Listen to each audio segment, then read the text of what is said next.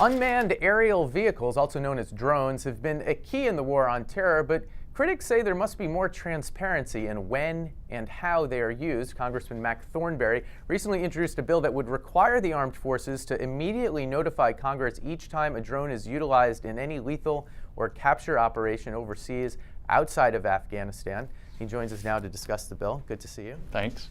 So what are you trying to do? What problem are you trying to solve with this bill? I'm trying to update the oversight structure that Congress uses to oversee military operations. And so what this legislation says is ahead of time, they have to come to Congress and give the legal justifications and also the process they use for deciding on these lethal or capture operations. And then they've got to promptly notify us once it happens. And then every quarter, they've got to come and give us an overview of what's happened during the last 3 months. So you have an oversight structure that's before, during, and after. What's the before part?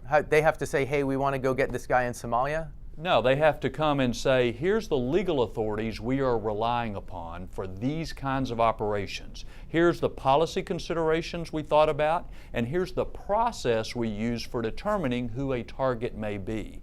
So Congress cannot micromanage military operations, but what we can and must do, I think, is understand the policy and the legal justifications for the kinds of operations they're working on and thinking about and will ultimately carry out. Is this based on a concern that it's so far not being done correctly? The Pentagon is pretty good about coming up and describing some of these operations after they occur. We have evolved to a pretty good briefing relationship, but nothing is required by law. And there has been tremendous hassles back and forth between the executive and legislative branch about that first part, the legal justifications and the authorities that they're relying on. So I think if we're going to meet our obligations under the Constitution, we have to make sure there's the oversight mechanisms to do that. So that's really where this is going.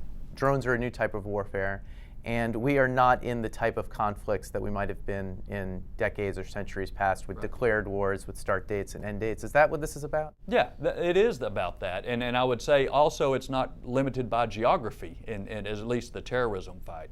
So I think it is absolutely incumbent upon Congress to update our oversight to meet changes in technology, to meet changes in the nature of warfare. And if we don't do it, then nobody can conduct the kind of oversight that only Congress can do. Because if we don't like what they're doing, we can push back. We can restrict funds. We can limit the authorization. So there's that give and take that happens and is supposed to happen under the Constitution, but it can only happen if we have the oversight information we need.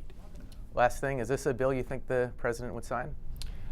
He might not like it, but I think he would sign it because there's some other ideas out there that are really bad as far as drone courts and so forth. So this is consistent with the underlying structure of our Constitution. So I think he'll sign it. I hope he would.